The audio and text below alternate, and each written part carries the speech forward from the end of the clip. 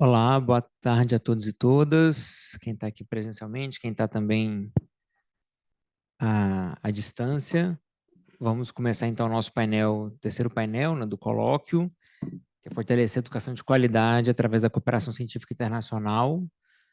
Nós vamos, primeiro me apresentar, sou Leonardo Azevedo, sou professor da Universidade Federal de Juiz de Fora, no Brasil, né.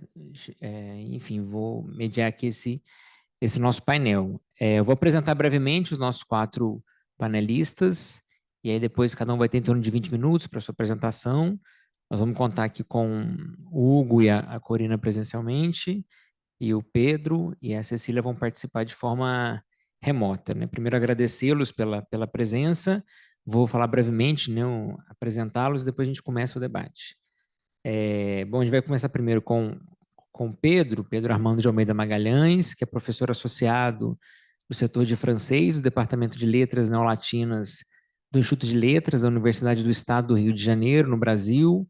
Atualmente ele é presidente da Federação Brasileira de Professores de Francês, e tem pós-doutorado em Letras pela Universidade de São Paulo, doutor em Literatura Comparada pela Universidade do Estado do Rio de Janeiro, mestrado em Letras Neolatinas pela Universidade Federal do Rio de Janeiro, e tem experiência na área de letras, com ênfase em língua francesa e literatura comparada, atuando principalmente nos temas de ensino e aprendizagem de francês, língua estrangeira, francês jurídico, romance, ficção e historiografia.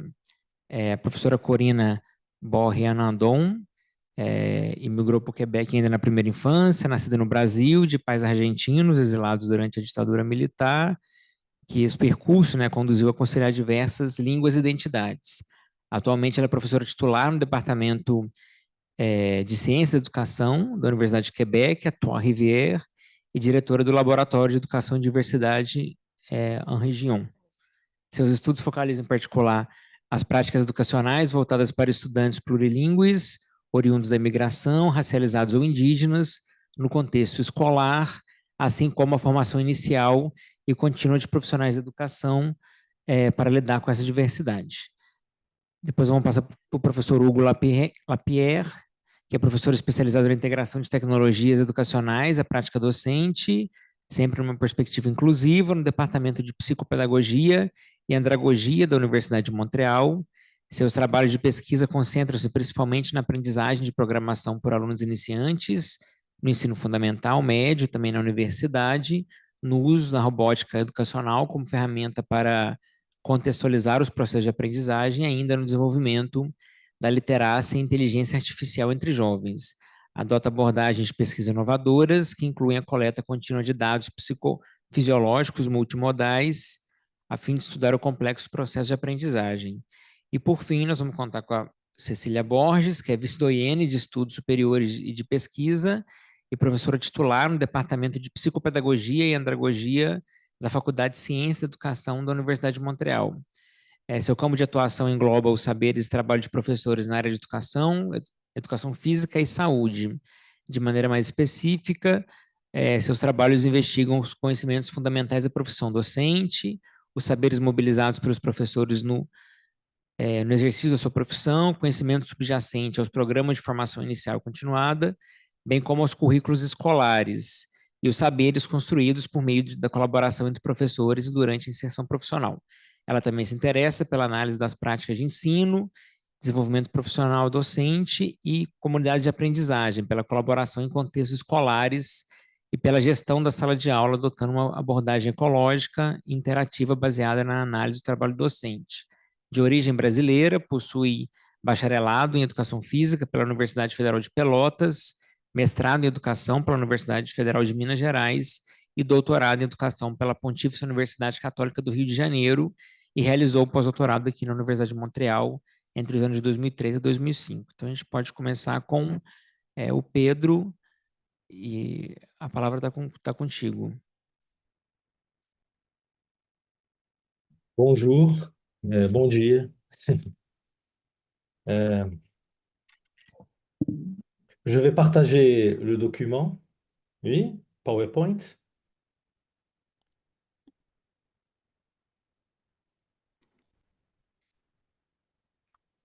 Je tiens tout d'abord à remercier tous ceux qui ont participé à l'organisation de ce colloque, et en particulier Vinicius Ferreira.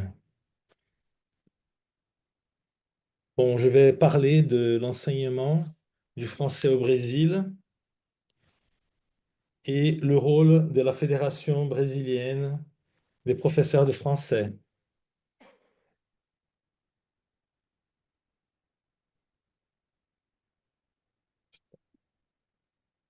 Alors, tout d'abord, je vais essayer d'expliquer, en fait, on peut décrire les activités c'est-à-dire ce que la fédération, qu'est-ce que c'est que ce que c'est que la Fédération brésilienne des professeurs de français. Je vais commencer par décrire la fédération un peu. Et puis, je vais présenter la fédération. Ensuite, je vais parler des nouveaux défis au sein de la fédération.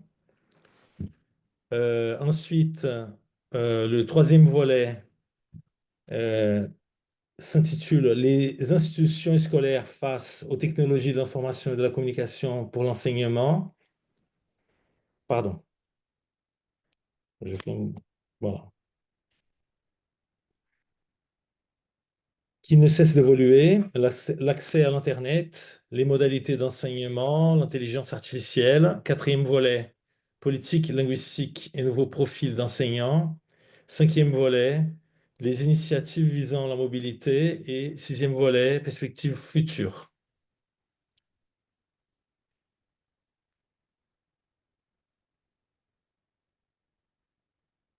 La Fédération brésilienne des professeurs de français est une association privée à but non lucratif, dont les membres sont les associations des professeurs de français des États brésiliens et du district fédéral. C'est une personne morale, une association, et elle rassemble 20 associations au total. Dans la région nord, nous avons 3 associations, dans l'État de l'Acre, Amapá, Roraima. Dans la région nord-est, dans l'État d'Alagoas, Bahia, Ceará, Paraíba, Pernambuco, Rio Grande do Norte, Sergipe. Dans la région centre-ouest, District fédéral, Mato Grosso do Sul. Dans la région sud-est, Espírito Santo, Minas Gerais, Rio de Janeiro, São Paulo. E dans la région sud, Paraná, Rio Grande do Sul, Santa Catarina. Ce sont 20 associations. Nous avons au Brésil 26 États. Ça veut dire qu'il y a des États qui n'ont pas d'association pour le moment. Peut-être dans l'avenir, et on va créer ces associations. On s'attend à ce que les professeurs de ces États décident d'organiser des associations. Oui, et nous sommes aujourd'hui euh, 750 professeurs de français au Brésil. 750. Donc c'est pas mal. Nos partenaires principaux sont l'ambassade de France au Brésil, le bureau du Québec à São Paulo et Wallonie-Bruxelles International. Et nous disposons d'un site et aussi des pages Instagram et Facebook pour la communication, la diffusion des colloques, séminaires, congrès, parce que nous organisons aussi des colloques, des ateliers. Oui, on essaye bien sûr, c'est la communication, oui, et on assure cette communication.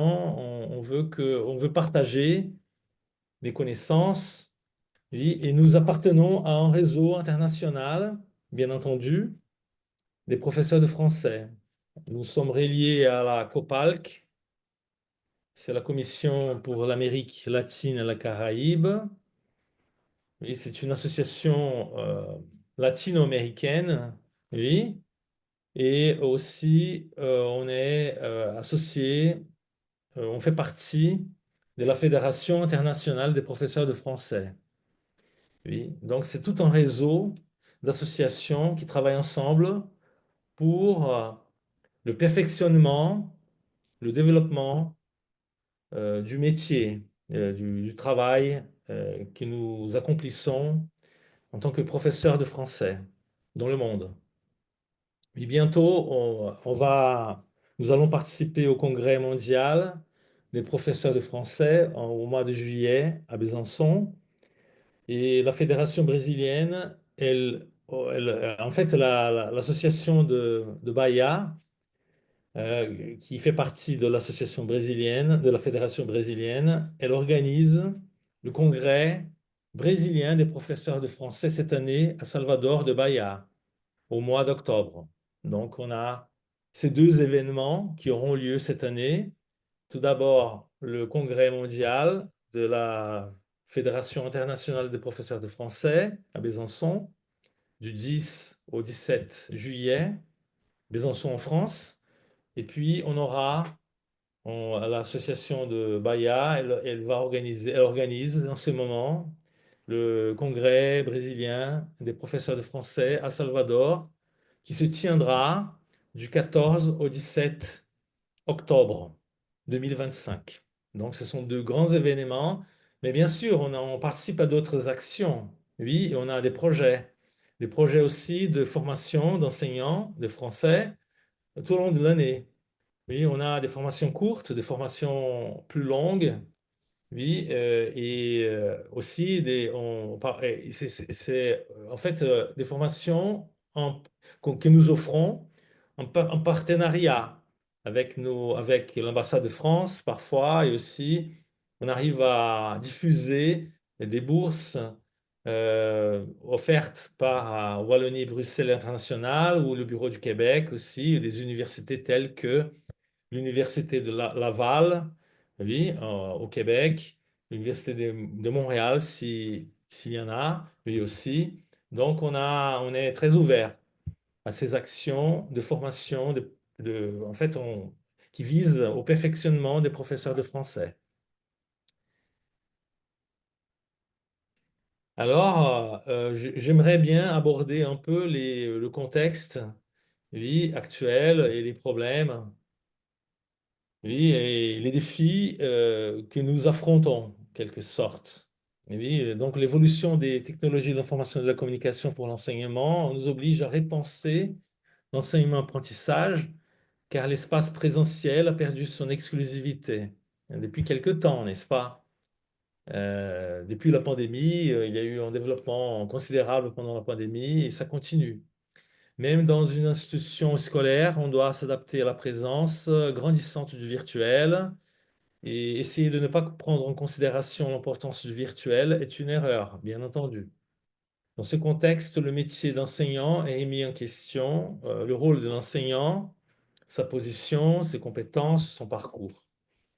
Avec l'intelligence artificielle, on découvre des nouvelles possibilités, mais aussi des problèmes liés au plagiat, à la fraude. Et on se redemande ce que signifie apprendre. Donc, la Fédération brésilienne des professeurs de français, on veille à ce que les enseignants soient capables de s'adapter à ce nouveau monde. Par exemple, l'association de Rio de Janeiro, de l'État de Rio, a participé à l'organisation avec l'ambassade de France de l'Université du français, formation courte qui a duré une semaine, qui s'est tenue à Rio de Janeiro en juillet 2024. Cette formation comprenait des ateliers sur l'utilisation de l'intelligence artificielle, le français langue étrangère pour enfants, l'éducation inclusive, etc. Nous travaillons bénévolement pour le perfectionnement de nos collègues. Le travail associatif se fonde sur le partage. Donc, c'est du travail bénévole. Oui, il faut le souligner, parce que moi, j'enseigne à l'Université de l'État de Rio, à l'Institut de Lettres, mais aussi il y a ce travail bénévole, oui, au sein de la Fédération brésilienne. Oui, alors nous devons affronter plusieurs problèmes.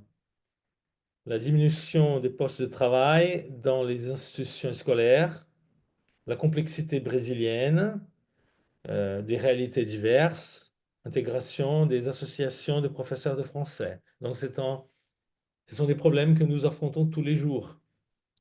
Et alors, concilier le regard tourné vers l'enseignant et vers l'apprenant. Et l'inclusion des enseignants indépendants, des professeurs particuliers, auto-entrepreneurs. C'est une catégorie qui ne cesse d'augmenter.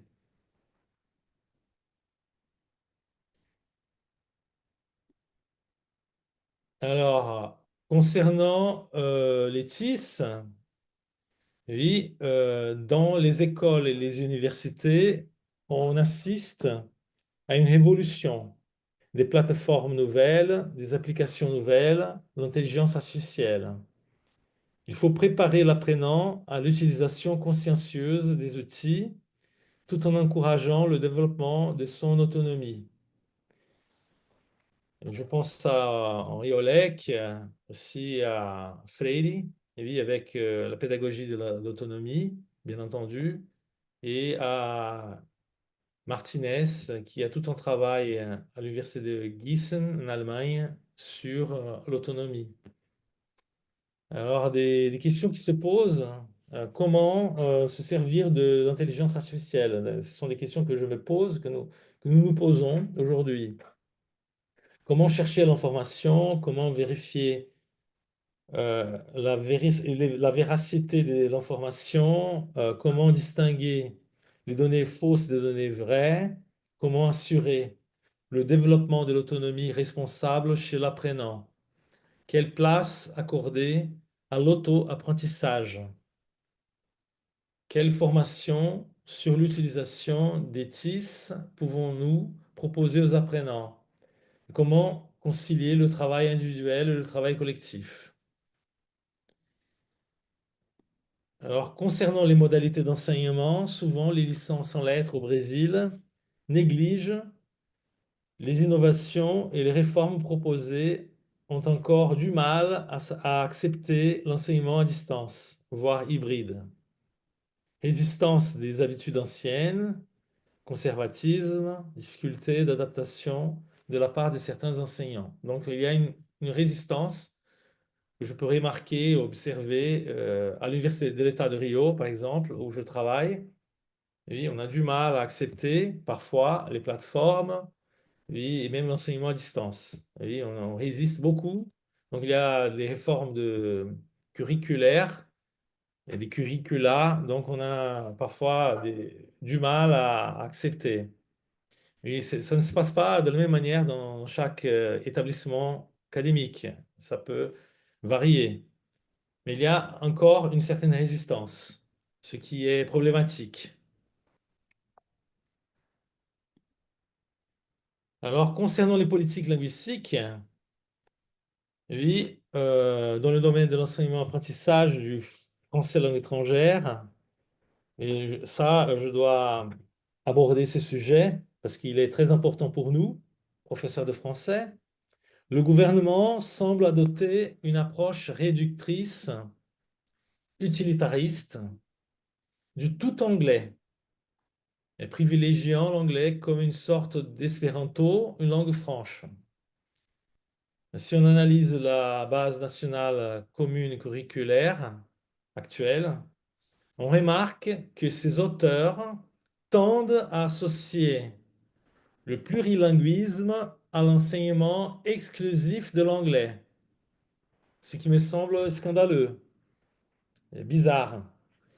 Anglais, seule langue étrangère obligatoire à l'école. Euh, et si l'institution scolaire voudrait offrir une autre langue étrangère, l'espagnol est vivement recommandé. Si on ne tient pas compte des souhaits de communautés d'apprenants, on ne tient pas compte, on ne veut pas savoir si les communautés veulent apprendre d'autres langues. Je trouve ça assez autoritaire. Dans un pays vaste comme le Brésil, une telle directive semble autoritaire, antidémocratique et contraire au respect de la diversité. Une telle politique gouvernementale provoque bien sûr la diminution d'offres de postes de travail dans les écoles publiques et privées, alors que la demande existe. Les programmes de mobilité académique le prouvent. Les accords académiques le prouvent. Donc, on continue à offrir des bourses. Il y a toutes sortes de bourses.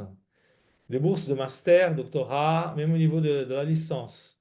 Oui. Et alors, comment préparer les étudiants? Oui, voilà la question. Oui, si on supprime des postes de travail d'enseignants de français. Oui, je trouve ça un peu bizarre. Oui, et les programmes de mobilité, alors en chaque État brésilien a des particularités que l'on devait observer. Par exemple, l'État de l'Amapá, qui est proche de la Guyane. Voilà, ils ont intérêt à développer l'enseignement du français, bien entendu, parce qu'il y a la frontière avec la France. Oui. Et l'État de Rio aussi, qui est historiquement francophile. Donc il faut penser aux particularités de chaque État brésilien.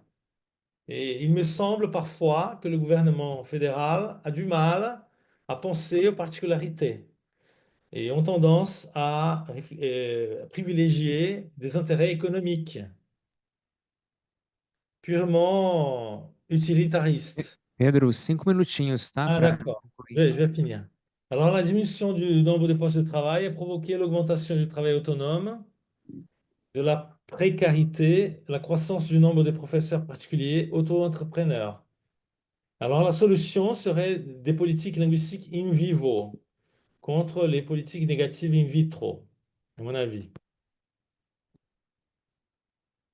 Alors, pardon, je fais. Bon. Alors, au Brésil, il y a des initiatives visant la mobilité, bien entendu, des échanges grâce à des conventions entre les universités brésiliennes et les universités étrangères, des bourses à tous les niveaux.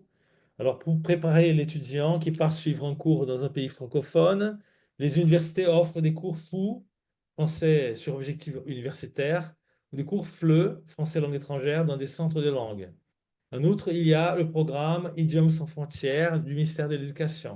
Donc, il y a quand même, oui, le gouvernement quand même pense à la mobilité. Donc, d'une part, elle pense à la mobilité académique.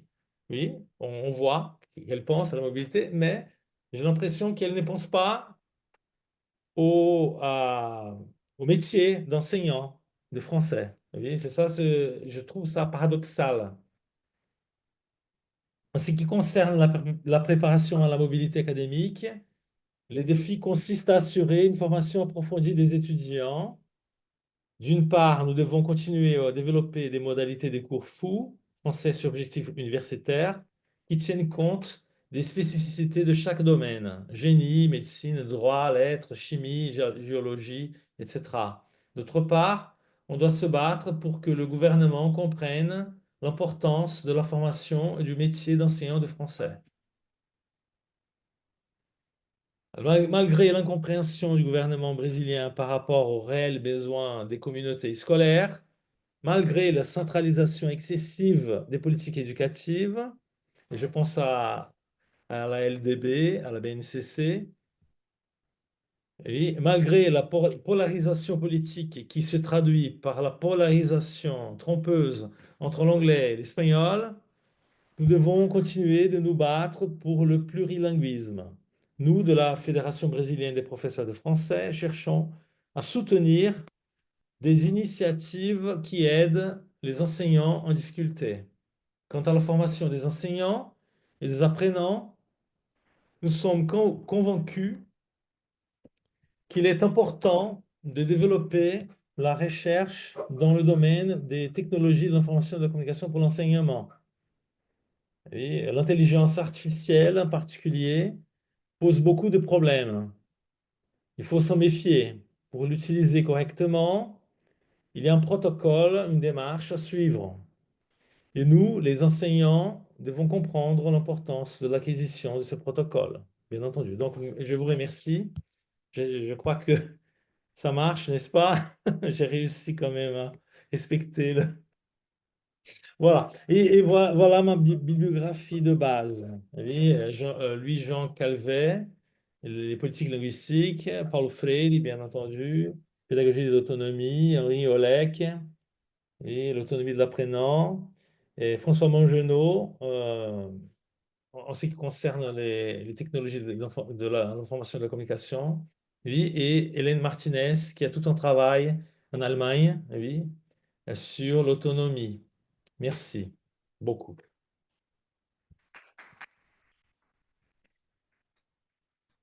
Tá ótimo. Muito obrigado, Pedro, pela participação. Agora a gente passa para a professora Corina, também até 20 minutos no máximo, isso. Alô? Bonjour, oui. Boa tarde, muito obrigada pelo convite. É uma honra estar aqui com vocês todos. Eu vou falar em francês, mas depois a gente troca de língua se precisa, né? Alors, bonjour tout le monde. Je vais donc m'adresser à vous en français. Donc, dans cette table ronde, j'ai voulu présenter deux projets que j'ai réalisés dans les dernières années avec des collègues du Brésil. Deux projets qui mettent vraiment de l'avant cette coopération scientifique internationale, donc Québec et Brésil, et me demander, en fait, comment est-ce que ça renforce une éducation de qualité. Donc, c'est vraiment une réflexion, un partage que je vous propose aujourd'hui et je suis bien sûr disponible pour qu'on puisse en discuter ensemble. Donc, le premier projet que je veux partager avec vous, c'est un projet qui a été subventionné par le MRIF, donc le ministère des Relations internationales et de la francophonie du Québec, qui a un programme justement de coopération Québec-Brésil. Dans le cadre de ce projet-là, moi-même de l'UQTR et ma collègue Kelly Rousseau de la FEBEF, donc la même université que Pedro et Léonard, on a réfléchi aux enjeux d'accès, de persévérance et de réussite des étudiants autochtones dans nos universités respectives. Donc, l'idée ici, c'était d'échanger sur quels sont les enjeux que vivent ces étudiants autochtones dans nos universités, à la lumière, en fait, des encadrements internationaux qui plaident déjà pour une ouverture, on pourrait dire une inclusion, autochtonisation, décolonisation, réconciliation, bref, tout ce spectre de nos universités respectives à l'égard des Premières Nations et de donner la parole, en fait, à ces étudiants autochtones, d'écouter leur voix et de réfléchir, dans le fond, à quel est le rôle de nos institutions à cet égard.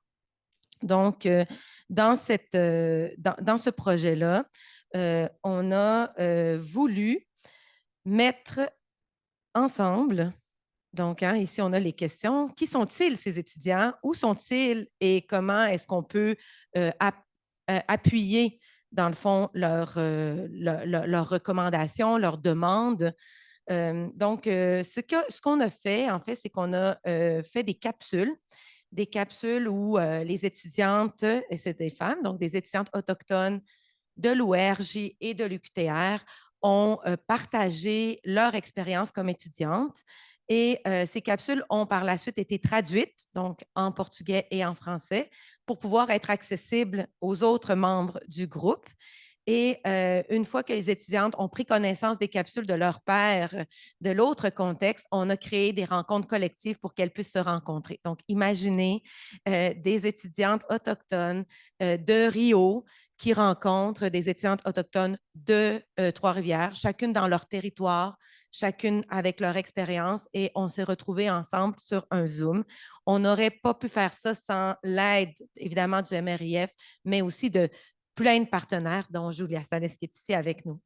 En fait, ces capsules, en fait, et leur traduction, elles visaient vraiment pas une perspective comparative, hein, parce qu'on avait un souci de ne pas réifier en fait des inégalités nord-sud par un projet comme celui-là. Mais on a voulu vraiment penser à une perspective qu'on a appelée davantage de contraste pour essayer justement de mettre en lumière qu'est-ce qui était divergent, mais qu'est-ce qui était commun dans l'expérience de ces étudiantes. Et à ce niveau-là, c'était très intéressant de voir que la définition que les institutions respectives avaient de qui est un étudiant autochtone et la façon dont ces étudiants sont reconnus dans leur parcours était centrale dans les expériences qui ont été partagées. Et on voit là-dedans tout l'héritage colonial de comment on détermine qui est autochtone ou non. Est-ce que c'est seulement réservé aux étudiantes qui proviennent de des communautés reconnues comme telles? Est-ce que les personnes autochtones qui vivent en milieu urbain peuvent aussi être reconnues comme telles? Comment ça se fait? On sait ici au Québec, on a eu plusieurs débats en jeu sur cette question d'identité autochtone dans les derniers mois, années.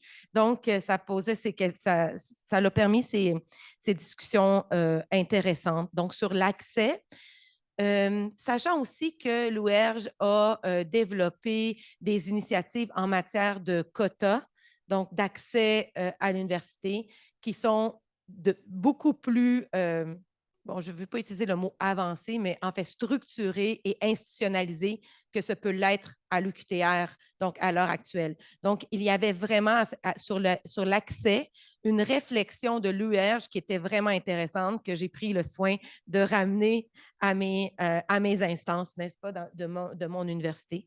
Sur la question de la persévérance, bon, on discutait de ça aussi, persévérance ou permanencia, que ce n'est pas tout à fait la même chose, mais on a vu à l'UQTR, par exemple, qu'il y avait des services aux étudiants qui étaient plus développés, bien sûr dans une perspective beaucoup plus marchande de l'éducation, beaucoup plus clientéliste, parce qu'ici, l'université n'est pas gratuite, mais on voyait aussi que les étudiantes mettaient de l'avant ce soutien qu'elles avaient eu pour la réalisation de leurs travaux, pour l'accès, dans le fond, à de la révision linguistique, à l'appropriation des codes académiques pour faire leurs travaux. Donc, ça permettait d'éclairer aussi donc je dirais, les forces ou les avancées institutionnelles de chacun des côtés.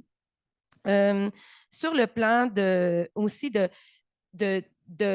l'effort collectif ou de cette visibilité collective de l'identité autochtone, on voyait à l'OUERJ que les étudiantes étaient déjà réseautées, elles se présentaient vis-à-vis les autorités universitaires de façon vraiment collective, avec un comité qui portait un nom, qui avait des pautas, comme elles disent, alors qu'à l'UQTR, c'était beaucoup plus, dans le fond, individuel. Et ça aussi, ça nous a fait réfléchir quel espace nos universités respectives permettent, donnent à entendre la voix des étudiants et sur quelle modalité. Donc, c'est un projet dont les capsules sont disponibles sur YouTube. Elles continuent aujourd'hui à être utilisées. Je les utilise dans la formation. C'est vraiment intéressant de voir qu'on a pu susciter cette rencontre entre des étudiantes qui, peut-être que sans ce projet, en fait, elles n'auraient pas pu se rencontrer. Et je veux vous parler d'un autre projet. En fait, l'autre projet, c'est une école d'été-hiver. Donc, déjà, le nom de l'école d'été-hiver et témoigne de la réflexion qu'on a fait. Donc, un programme qui a été développé par l'Université du Québec à Trois-Rivières qui vise, dans le fond, une internationalisation des activités académiques. Et le programme s'appelait École d'été. Alors là, dès le départ, on s'est dit, bon, attention, comment on va faire pour parler d'une école d'été alors qu'on va faire le projet avec les partenaires du Brésil. Et on a discuté avec le Bureau des relations internationales. On a dit, non, ça ne marche pas du tout pour nous.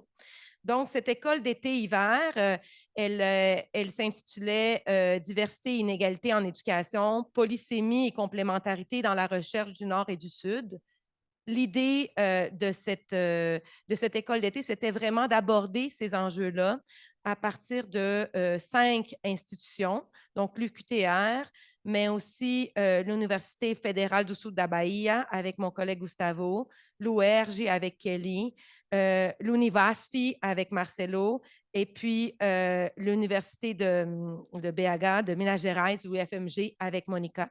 Donc, entre nous 5, on a créé une programmation sur 2 éditions, donc deux mois de août, où on a rencontré les étudiants du Québec et du Brésil via Zoom, où on a proposé une programmation où les étudiants de cycle supérieur présentaient leur travail avec traduction simultanée et on faisait ce travail de pont entre les enjeux qui émergeaient au Québec et au Brésil.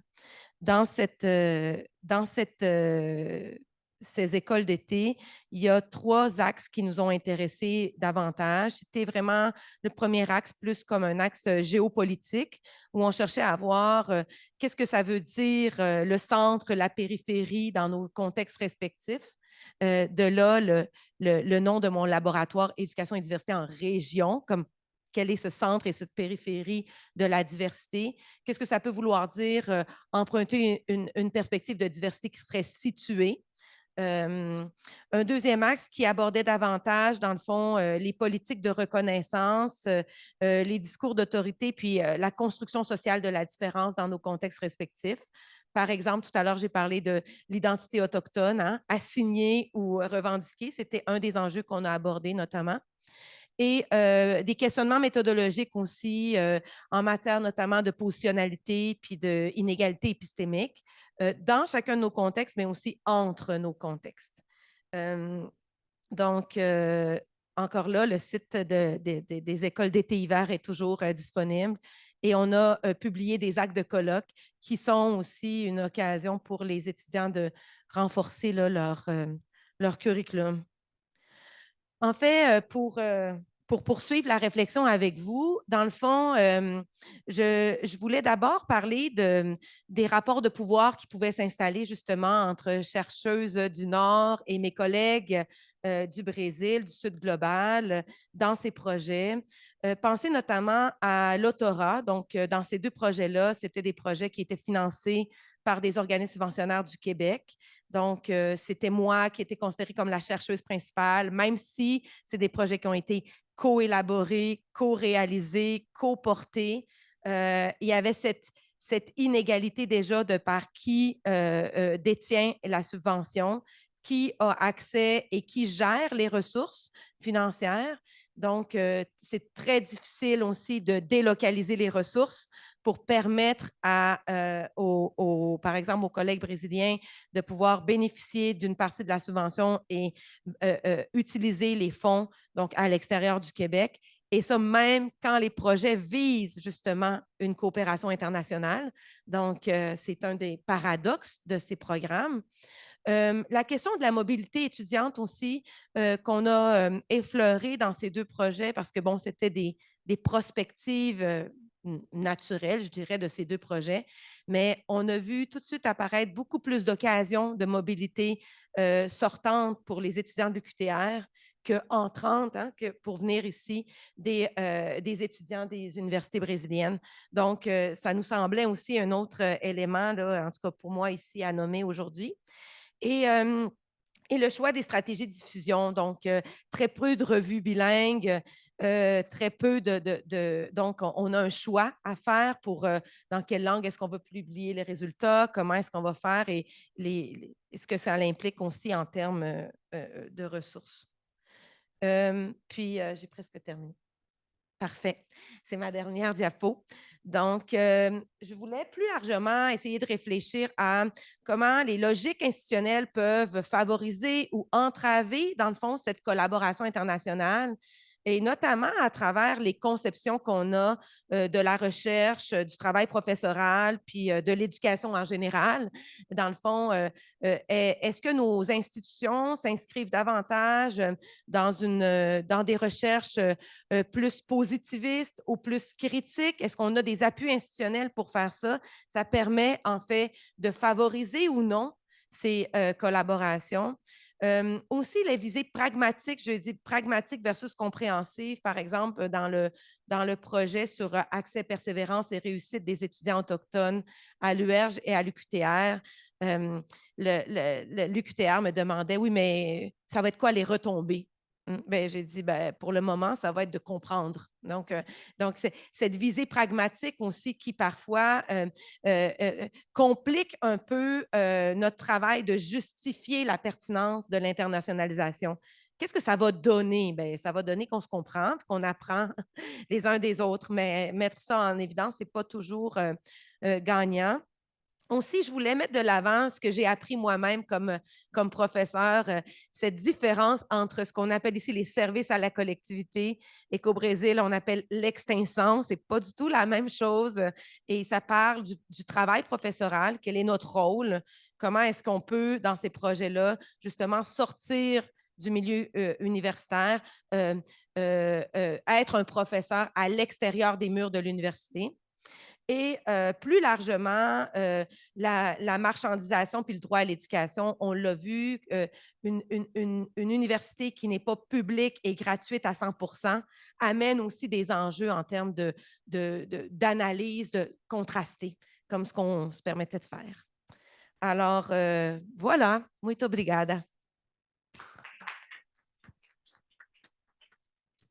Obrigado, professora Corina. Passamos então imediatamente ao professor Hugo para poder. Bonjour tout le monde. Super. Bonjour tout le monde, bien content d'être avec vous. D'entrée de jeu, merci au comité d'organisation pour l'invitation à participer à ce beau panel. Pardon.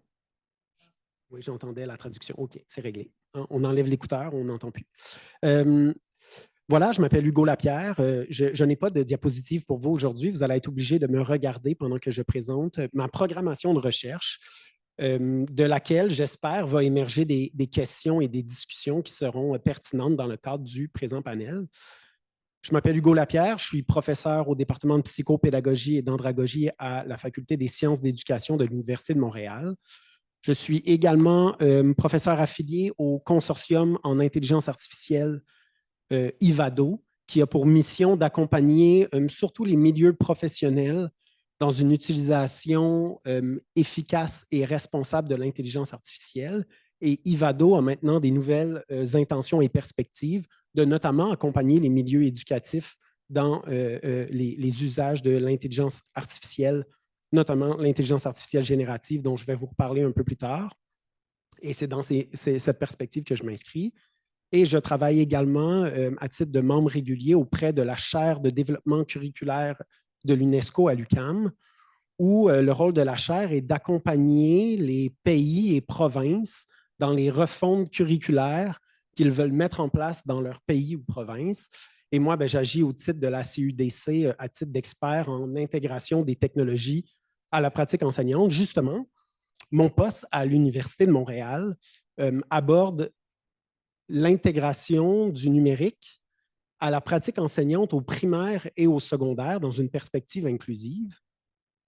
Et je vous propose de commencer là, le survol de mon expertise justement en ce qui a trait à la mobilisation du numérique pour aller favoriser les apprentissages à différents niveaux scolaires. Moi, je m'intéresse principalement au primaire et au secondaire, dans toutes les disciplines scolaires. C'est un champ de la littérature qui est en pleine effervescence depuis maintenant près de 30 ans et où on s'intéresse au potentiel du numérique pour aller faciliter, maximiser, augmenter tant l'engagement des élèves envers l'école qu'également leur apprentissage et leur réussite scolaire. De ces 30 années de recherche émerge une tendance assez claire que le numérique n'est pas un outil qui va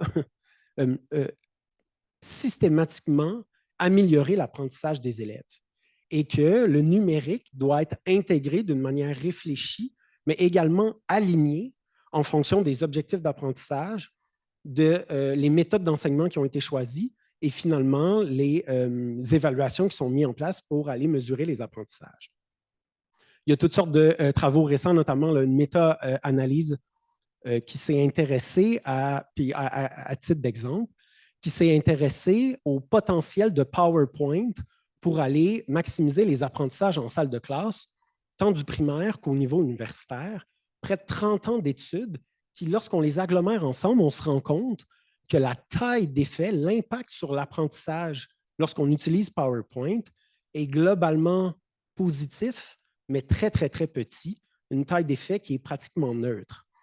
Et lorsqu'on creuse un peu plus là, dans la littérature, on se rend compte qu'il y a certaines études qui ont en effet documenté un grand gain sur l'apprentissage quant à l'utilisation de PowerPoint et d'autres études qui ont malheureusement documenté un effet important et détrimental sur l'apprentissage lorsqu'on utilise PowerPoint. Et comme quoi, hein, lorsqu'on fait l'addition de tout ça, on a un élément neutre et ça met, selon moi, d'une manière très claire, une tendance qui émerge sur la mobilisation du numérique qui vient au fait que le diable est dans les détails, que tout dépend de l'intégration qu'on décide d'en faire.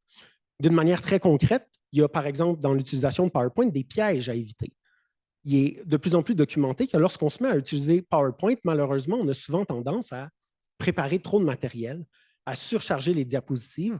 On devient des mauvais évaluateurs du temps qui nous est alloué en fonction du message qu'on veut passer. On se met à surcharger nos diapositives.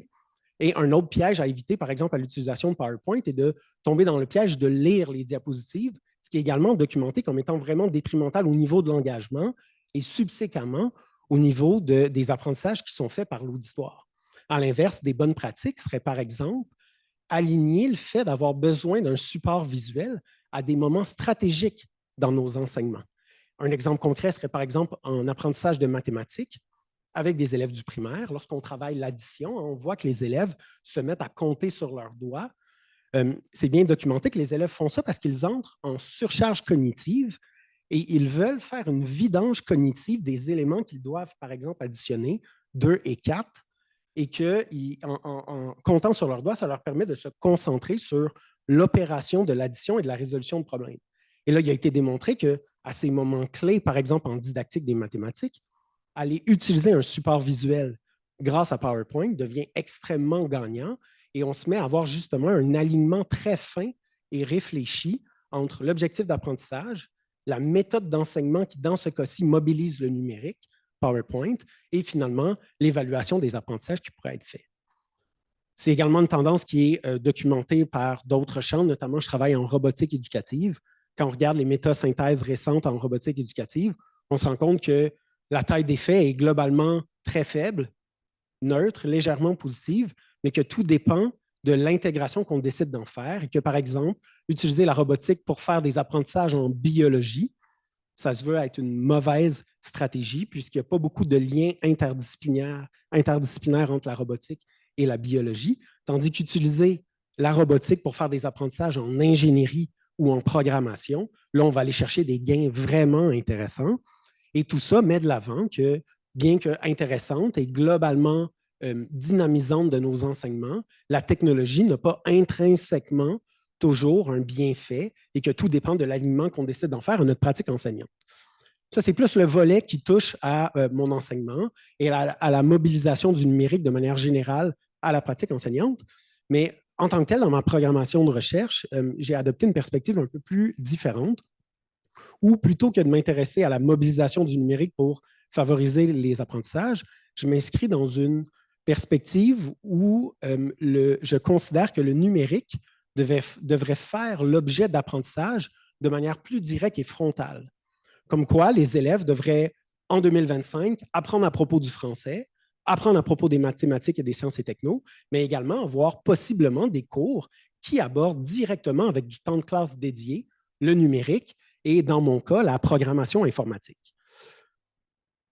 En 1970, en 1980, quand l'ordinateur a fait son apparition dans les salles de classe, tout ce qu'on pouvait faire avec celui-ci était le programmer. Et ça l'a mené à ce qu'à l'école s'invitent des cours d'apprentissage de la programmation informatique.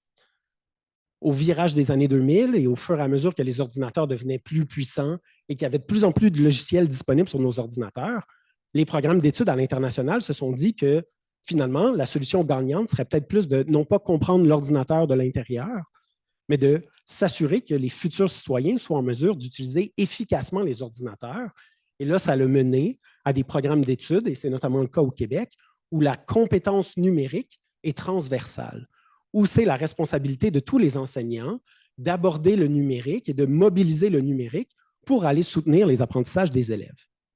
En 2010-2015, il y a plusieurs rapports internationaux, notamment un rapport assez célèbre en 2012, Shutdown or Restart, qui a été fait par le Royaume-Uni, qui a mis de l'avant que lorsqu'on évalue la compétence numérique des élèves, on se rend compte qu'ils ne sont pas de très bons utilisateurs, quand c'était finalement l'objectif premier de l'intégration du numérique dans les programmes autrefois modernes, mais que non seulement ils étaient finalement des utilisateurs de surface du numérique, mais ils ne comprenaient vraiment pas le fonctionnement interne des technologies.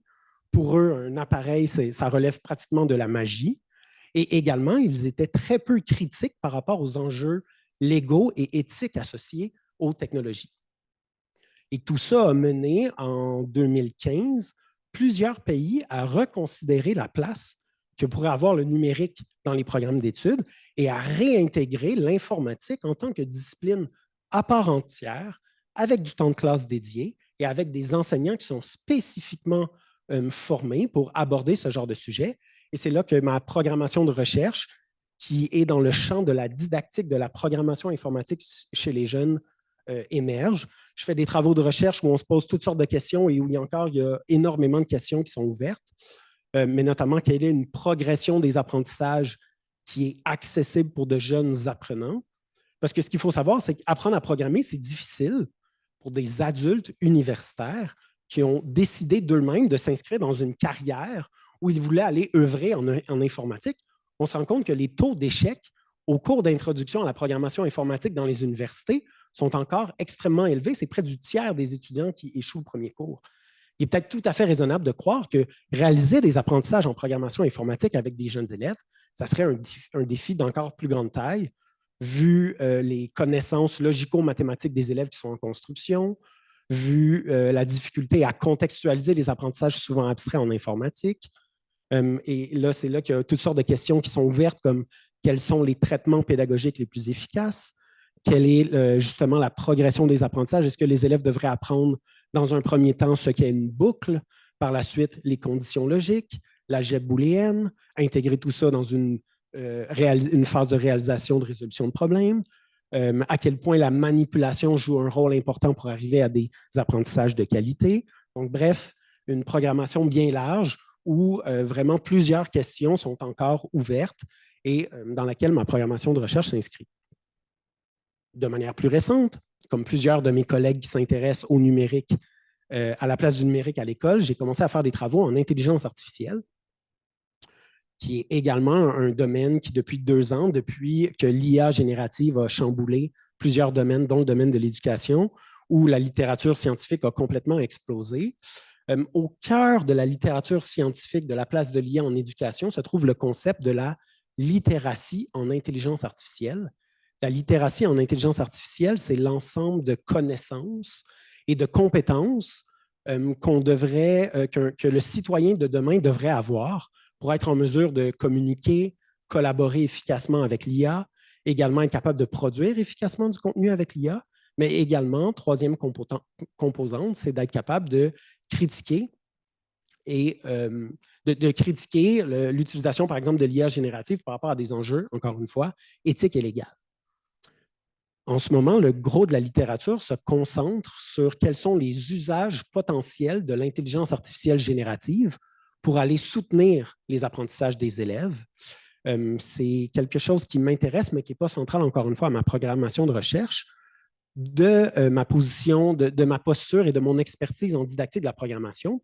Moi, je m'intéresse davantage à comment faire apprendre à des élèves du primaire et du secondaire les concepts fondamentaux en intelligence artificielle qui sont derrière les développements récents en IA générative, par exemple.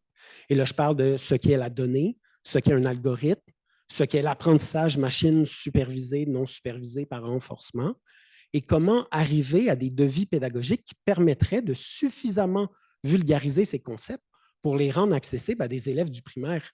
Et tout ça s'inscrit dans une perspective de recherche inclusive et dans laquelle je crois fondamentalement au rôle de l'école, dans ce rôle d'exposer tous les élèves d'une manière systématique aux compétences et aux outils de demain. Il a été pas mal démontré dans les dernières années que c'est souvent les milieux qui ont le plus de ressources, et tant financières qu'au niveau du matériel, qui prennent le temps d'aborder le numérique avec leurs élèves. C'est une tendance qui est observée à l'international, mais également au Québec. Par exemple, au Québec, c'est souvent, et malheureusement, beaucoup plus les milieux privés, les écoles privées secondaires, qui ont accès au matériel technologique pour aborder le numérique, puis également les ressources financières pour libérer leurs enseignants pour leur permettre de faire du développement pédagogique pour qu'ils se questionnent à la place du numérique dans leur pratique enseignante. Il est peut-être tout à fait raisonnable de croire qu'une tendance similaire pourrait s'observer quant à l'intégration de l'IA dans les programmes d'études et peut-être qu'il serait intéressant de développer des ressources vulgarisées, clés en main, qui permettraient aux enseignants de faire des activités qui visent l'apprentissage à propos des concepts fondamentaux en intelligence artificielle. Un de mes projets actuellement, c'est justement de développer une trousse pédagogique pour les élèves du primaire. Et défi supplémentaire, c'est que la trousse devrait ne pas mobiliser de matériel informatique. Donc, c'est une trousse de 10 activités qui visent la vulgarisation du concept de l'apprentissage machine avec seulement des activités qu'on appelle débranchées. Donc, en manipulant papier, crayon, carton, fruits et légumes, pour leur faire toutes sortes de laboratoires et les accompagner au sein d'un cahier de l'élève avec une série de questions bien réfléchies qui leur amèneraient à comprendre fondamentalement ce qu'est l'IA, possiblement et de manière transversale à les mener à faire une utilisation meilleure et plus efficace des outils d'intelligence artificielle, mais également à les amener à être critiques quant au fonctionnement interne des outils d'intelligence artificielle, tant pour leur future vie professionnelle que leur vie de citoyen à tous les jours. Je termine en abordant un petit article que j'ai conclu cette semaine et que j'ai soumis à l'UNESCO, qui est une réflexion quant à quel point certains pays ou provinces sont positionnés de manière plus stratégique pour être capables d'intégrer l'IA à leur programme d'études. L'hypothèse de base est que,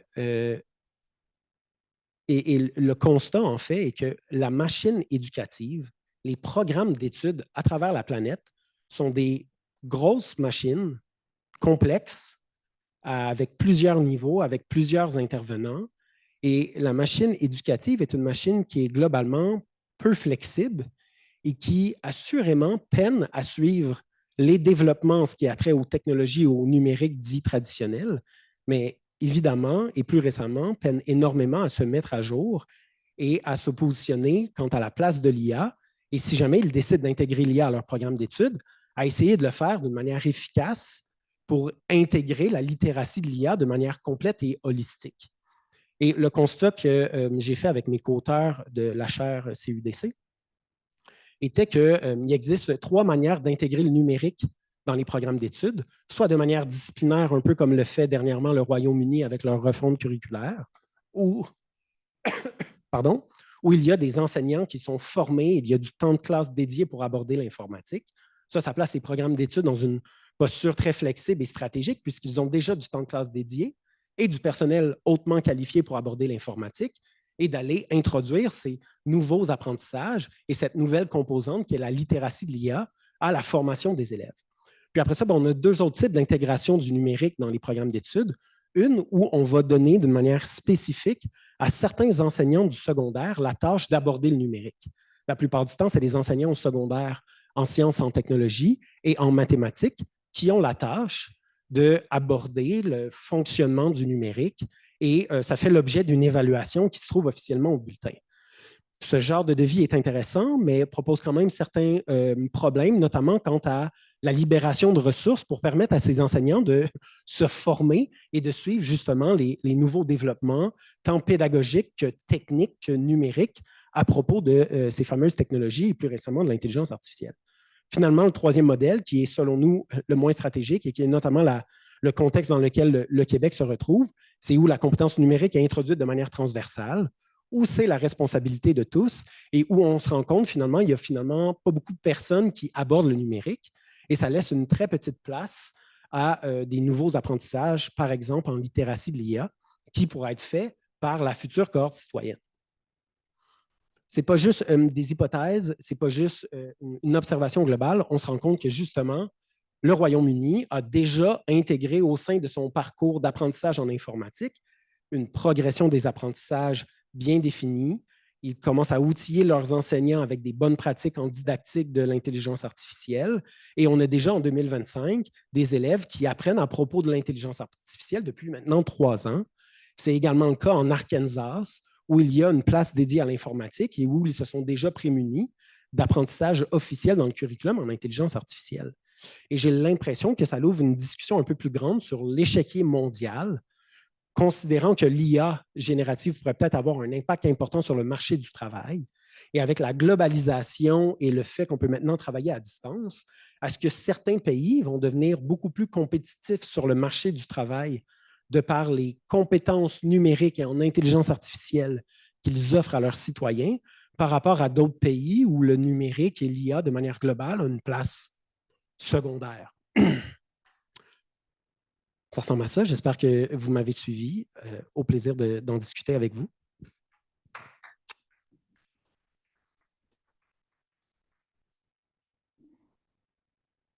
Obrigado, Hugo. Passamos agora, então, para a professora Cecília Borges, que está com a gente de forma remota. Boa tarde a todos. Inicialmente, eu queria... je commençais à parler portugais. Je pense que j'ai entendu Corina parler portugais. Je vais passer au français. Désolée.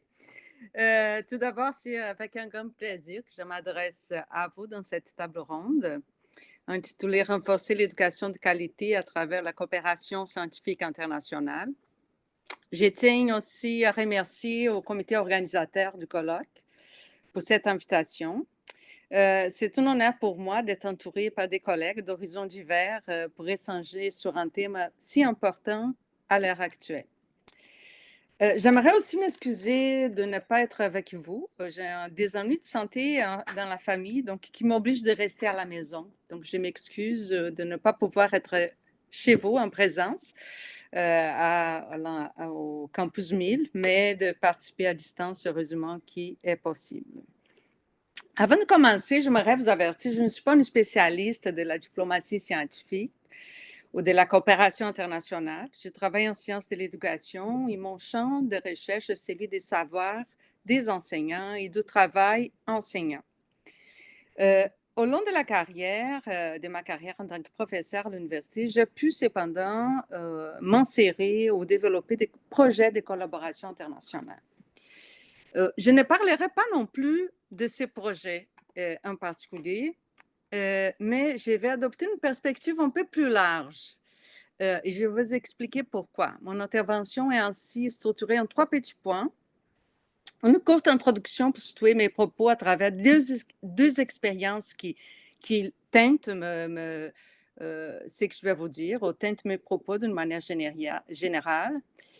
Et ensuite, je vais défendre l'idée selon laquelle faire de la recherche en sciences de l'éducation aujourd'hui peut être considéré comme une forme de résistance. Pour finaliser mes propos avec quelques leviers pour la coopération scientifique internationale. Donc, comme je viens de mentionner, mon intervention dans cette table est marquée par mon expérience, mon parcours comme chercheuse et comme professeure d'université, mais par 2 expériences dont je vous résume rapidement. Une très ancienne et une très récente que je suis en train de vivre. Donc, la première a trait à mon expérience d'immigrante volontaire au Québec. En fait, j'ai immigré au Québec grâce à une première expérience de stage international, donc la mobilité étudiante, qui a changé ma trajectoire en tant que professeur d'une université brésilienne. Donc, je me réfère ici au bien connu stage de doctorat sandwich, donc, comme nous l'appelons au Brésil, lequel aujourd'hui s'appelle Programme de Doctorat Sanduíche no Exterior, Programa de Doutorado Sanduíche no Exterior, o PDSE, et qui est appuyé par des bourses. Donc, cette première expérience de mobilité internationale, je pense qu'il m'a ouvert une porte à des échanges, à des collaborations internationales, en réseau de recherche, et m'a permis donc de voir autrement aussi la portée de mes recherches. Non seulement ça a changé ma vie. La deuxième, je vais revenir après sur cette expérience. La deuxième est liée à mon expérience actuelle en tant presque 3 ans en tant que vice-doyenne aux études supérieures et à la recherche, où je chapeaute les programmes de recherche, des maîtrises et des doctorats en sciences d'éducation.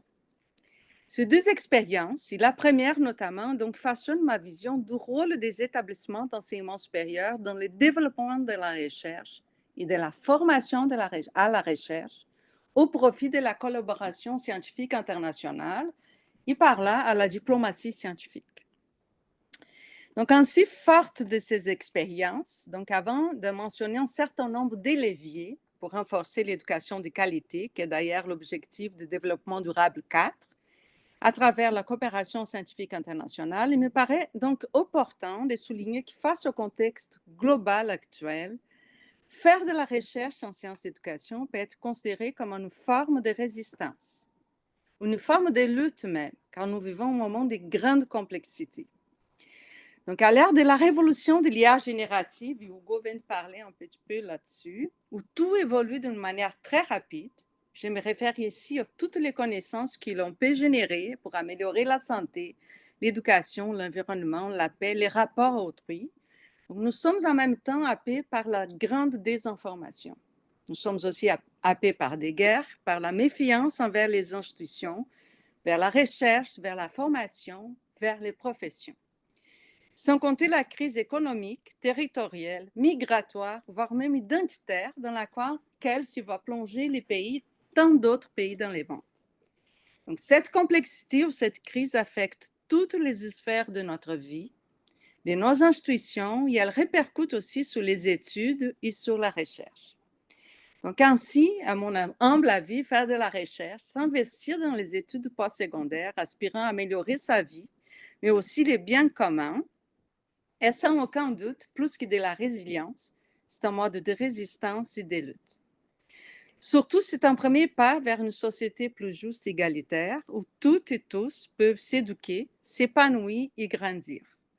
C'est un pas vers une société soucieuse du bien-être, de la santé des gens, de l'accès à l'éducation de qualité, de l'égalité des genres, de l'inclusion, de la paix et du vivre ensemble, pour ne nommer que quelques-uns des 17 objectifs de développement durable soutenus par l'ONU. Par différents cadres méthodologiques théoriques, je crois bien que les différentes recherches en éducation peuvent contribuer à changer le monde. Par les éclairages ou réponses que les recherches apportent, les chercheuses et les chercheurs peuvent exercer de l'influence sur la prise de décision.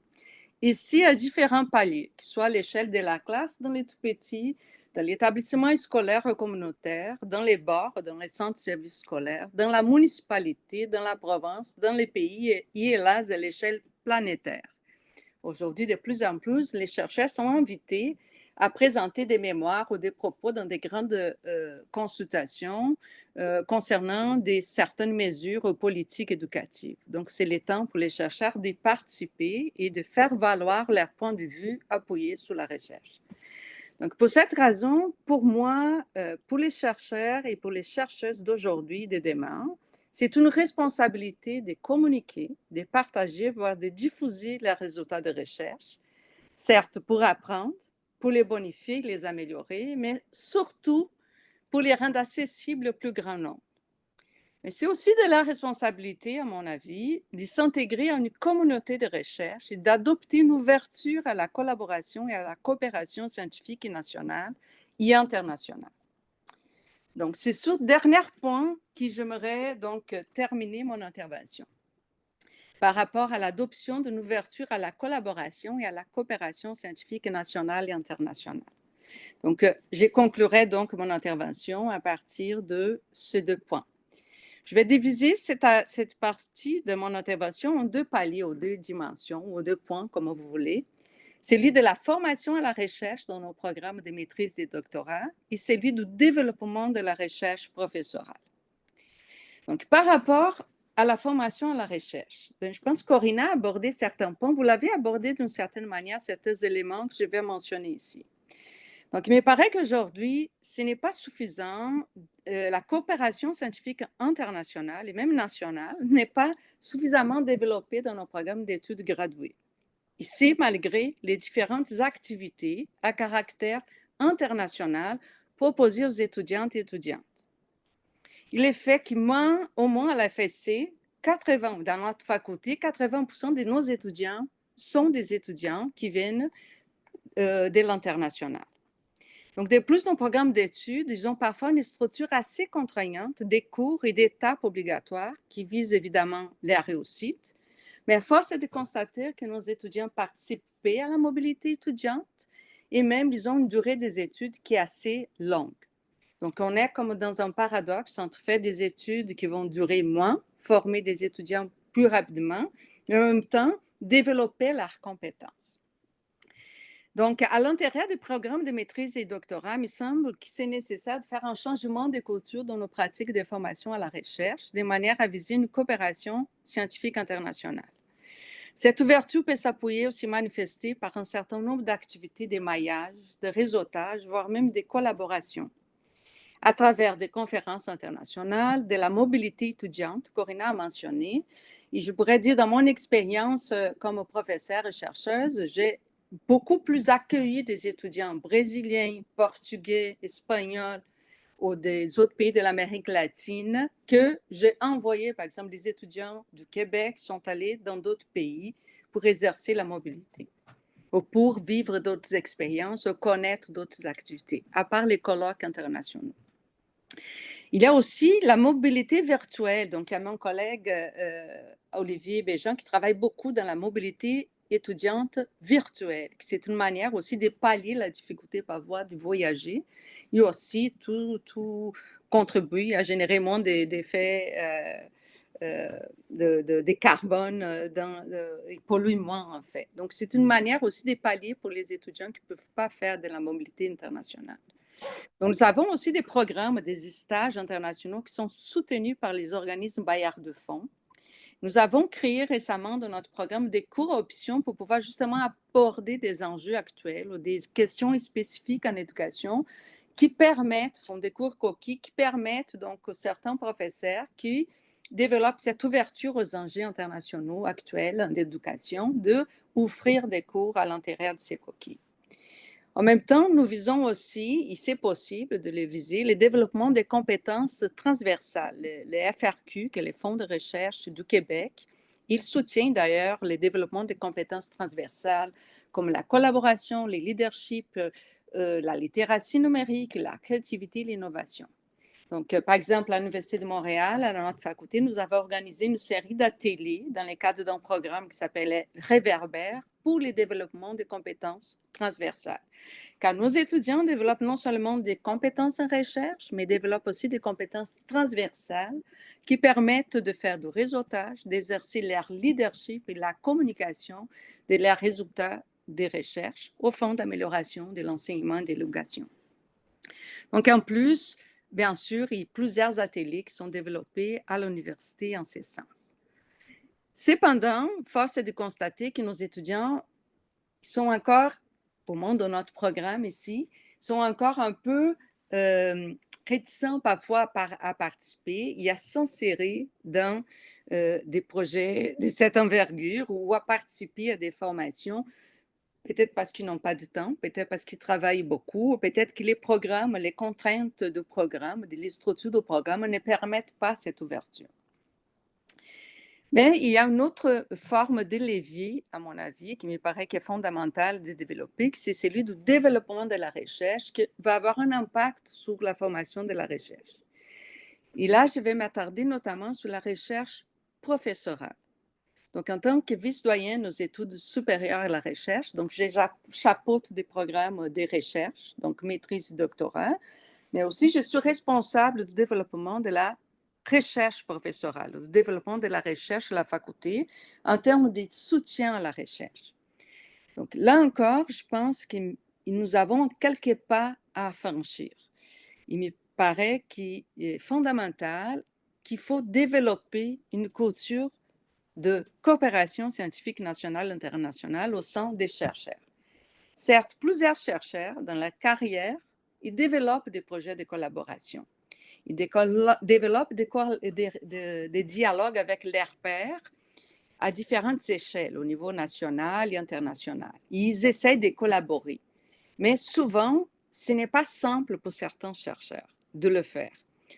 Il faut dire aussi que les fonds de recherche du Québec et du Canada, de plus en plus, même les ministères du Québec, de l'éducation, ou soit les ministères de l'économie, de l'innovation, ou soit les ministères, les MIFI qui viennent de mentionner Corinne, ce sont des ministères qui développent parfois des appels d'offres pour des collaborations, des ententes internationales.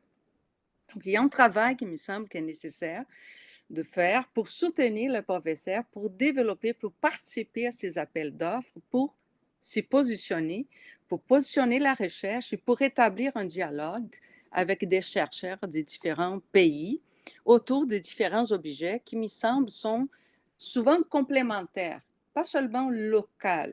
Ce ne sont pas des projets spécifiques au Québec. Souvent, les questions d'éducation, pour améliorer l'éducation, pour l'inclusion scolaire, ou qu'il soit du numérique, n'importe quelle thématique que nous abordions en éducation, elles ont aussi des répercussions non seulement locales au Québec, mais aussi nationales au Canada et plus larges dans différents pays du monde. Donc, profiter de ces appels d'offres pour des projets de collaboration, c'est un levier important que nous devons essayer de soutenir au sein de nos universités pour favoriser donc la collaboration scientifique internationale. À titre d'exemple, et dans ma courte expérience comme vice-doyenne, je vais vous dire quelques actions que nous avons mises sur place, ou des actions qui existent au Québec dans mon université. Une première action, je pense qu'il est important de la mentionner, c'est que dans notre faculté, nous avons adopté une planification stratégique facultaire avec 4 volets, dont un spécifique à la recherche. Donc, nous voulons développer une recherche pérenne, d'envergure, qui réponde à des besoins sociaux. Donc, cette recherche que nous souhaitons pérenne, bien sûr, elle doit... Cecília, Oui, 5 minutinhos, tá bom? je termine, je suis à la fin. Elles doivent s'appuyer sur des attentes claires. Donc, l'une des tâches que nous nous sommes données, c'est de définir ces attentes par rapport à la recherche facultaire. Une autre incitation à la collaboration et à la coopération, c'est de soutenir les groupes, laboratoires et équipes de recherche pour valoriser ces initiatives de collaboration internationale à travers des projets qui s'inscrivent, par exemple, dans une perspective des sciences ouvertes, de fomenter, de soutenir les dépôts institutionnels de publication, mais aussi les dépôts institutionnels des données. Par des subventions de recherche ou des projets de chaires de recherche comme celle de l'UNESCO qui va mentionner Hugo, et nous avons une chaire UNESCO aussi à la faculté, de fomenter donc ces partenariats et ces dialogues entre chercheurs internationaux. Donc, par la collaboration à la publication conjointe et aide à la traduction, c'est un autre levier. Je pourrais vous raconter une expérience après dans les échanges que j'ai vécus, des solidarités en action qu'on appelle, d'une publication conjointe des chercheurs brésiliens et des chercheurs d'un peu partout dans le monde. Je reviendrai après dans les échanges. Il y a aussi plusieurs autres leviers qui existent par rapport à l'accueil des étudiants internationaux, des chercheurs internationaux, des postdoctorants internationaux et des professeurs dans des programmes d'échange. Donc, il paraît que les différents ministères et que différents bailleurs de fonds, autant au Québec qu'au Brésil et même au Canada, ils ont des projets ou des programmes qui visent l'internationalisation et la coopération. Donc, il faut donc soutenir les chercheurs qui puissent aller chercher ces leviers pour pouvoir développer ces dialogues qui me semblent de plus en plus nécessaires. Pour terminer, donc, je voulais seulement rappeler un aspect, Corinna l'a mentionné. Il me semble qu'il faut ne pas perdre de vue un fondement qui doit être à la base même de toute coopération internationale. Je me répète ici à ce que j'appelais la solidarité scientifique. Dans cette expérience de publication que je viens de vous le mentionner, dans une revue brésilienne bilingue avec des chercheurs brésiliens et des chercheurs de différents pays, nous avons adopté donc, ce que nous avons appelé la solidarité scientifique en action. Et cette solidarité scientifique en action qui s'inspire beaucoup de Paulo Freire, elle repose sur certaines valeurs. Et je vais conclure là-dessus. Des relations égalitaires entre chercheurs, non colonialistes, constructivistes, avec une valorisation de la langue des uns et des autres, une valorisation et un respect des connaissances entre chercheurs, pour éviter toute approche qui est dominante ou colonialiste envers les pays du Sud. Je pourrais y revenir sur cette expérience plus tard dans les échanges. Merci.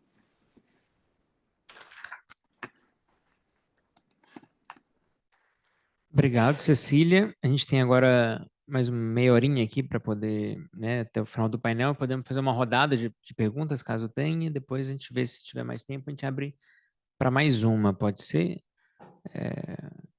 Vinícius. Vinícius começa, e mais alguém quiser fazer pergunta, é só levantar a mão, gente. Bon, merci à toutes et à tous pour ces présentations qui étaient très stimulantes. Merci beaucoup. En fait, j'ai deux questions. L'une s'adressera plutôt à Corina, mais pas seulement. J'enseigne à l'OERJ, l'université avec laquelle vous collaborez. C'est vraiment dommage qu'Ali n'a pas pu être avec nous aujourd'hui pour des raisons qui étaient compréhensibles, mais elle est quelqu'un avec qui on a collaboré aussi pour les premiers colloques. Et je sais que c'est quelqu'un qui est très engagé dans ces questions-là. Je fais partie du conseil d'internationalisation de l'OERJ. Une question que j'essaie d'adresser à chaque fois qu'on s'est réunis, c'est le fait qu'on est une université soi-disant populaire qui aime bien de prôner ces drapeaux de l'université inclusive, etc. Mais donc, comment quelle politique d'internationalisation est-elle possible dans une université qui est connue pour accueillir beaucoup d'étudiants qui viennent qui ont des origines sociales très variées. Donc, beaucoup d'étudiants des classes populaires, de banlieues, etc. Finalement, c'est une université qui effectivement est très ouverte, disons, à la classe ouvrière, etc. Mais quand on regarde la mobilité étudiante, c'est toujours c'est la plupart des étudiants qui partent à l'étranger, c'est des étudiants de classe moyenne supérieure, de certains cours, surtout les droits, les ingénieries, etc., etc. Et donc ça, c'est un défi. Comment on a essayé je sais que les secteurs responsables pour la coopération internationale de l'université essayent de chercher des fonds, des financements, des fondations, etc., pour essayer de développer des programmes plus inclusifs là-dessus. Mais ça, c'est quelque chose qui est très dur. Donc, vous avez parlé de la solidarité scientifique en action. J'aime beaucoup l'idée, le concept. Donc, je voudrais savoir si vous pensez aussi en termes de mobilité, de rendre ces mobilités étudiantes plus accessibles, plus inclusives. Dans le même sens de cette idée de solidarité scientifique en action, je reviens à un sujet qui a été adressé avant, surtout la question de la traduction encore, parce que je trouve que ça, c'est un sujet clé quand on parle de la coopération scientifique, quand on parle de la diversification épistémique dans la science. Aussi, j'essaie de construire des programmes de collaboration avec des collègues en France. Et l'une des lignes d'action qu'on essaie de développer, c'est de construire des programmes de traduction dans les deux sens, parce que normalement, c'est les pays du Sud qui font traduire à beaucoup d'auteurs du Nord. Donc, on dépense énormément d'argent pour les traductions, les presses universitaires, même les presses commerciales. On dépense beaucoup d'argent en traduisant les auteurs du Nord, mais on voit très peu d'auteurs du Sud qui sont traduits. Donc, comment on peut adresser ça aussi dans cette idée de coopération en action, solidarité scientifique en action? Obrigado. Mais alguma questão? Eu vou fazer uma aqui, então, aproveitar que como estou como mediador, depois, caso alguém mais queira. Porque, enfim, acho que acaba que o painel também trouxe a questão da educação em diferentes perspectivas, né? Da parte dos profissionais, dos professores, da parte do aprendizado, da parte da educação básica, educação superior. E aí eu, né, fiquei pensando um pouco, né, a partir da fala de vocês, eu acho que, por exemplo, né, pensando um pouco da parte da fala do Pedro, né, assim, pensando um pouco da realidade brasileira, por uma série de razões do Brasil, assim, como, por exemplo, o domínio de uma língua estrangeira, fortemente marcado por elementos de classe ou de outras dimensões, né, assim, por causa de uma de uma série de questões históricas e da população brasileira, né? E, obviamente, dominar ou não uma língua estrangeira vai ter efeitos a médio e longo prazo na vida, das trajetórias individuais e profissionais também. E aí eu fiquei pensando um pouco, a partir da fala do Hugo também, né, o quanto que a questão da inteligência artificial, talvez o quanto esse novo domínio a ser, de alguma maneira, desvendado, mas ao que nos parece, né, assim, passar a organizar sobremaneira as novas dinâmicas sociais, né, o quanto que, se por um lado a inteligência artificial pode ser evocada, né, como um elemento facilitador, por exemplo, na dimensão da tradução ou algumas coisas nesse sentido, esse aspecto, por exemplo, de incorporá-lo ou não na educação básica, né, ou seja, quais países e quais grupos sociais poderão ou não ter acesso a desenvolver habilidades e competências em relação à inteligência artificial e como que isso, por exemplo, a médio prazo não vá também impactar, né? Talvez ao invés de ser uma ferramenta que possa, por exemplo, combater ou reduzir desigualdades, ela pode de alguma maneira aprofundar desigualdades porque por uma série de razões históricas, né? Isso também acho que se aplica, por exemplo, quando a gente está pensando nas dinâmicas de mobilidade acadêmica, né, e tudo mais, enfim, acho que tanto na educação básica como na educação superior, né, assim, então um pouco essa provocação de pensar o quanto que, e aí no ensino de línguas também, como é que a inteligência artificial pode ter esse elemento facilitador em alguns aspectos, mas por outros pode, de alguma maneira, reforçar e reproduzir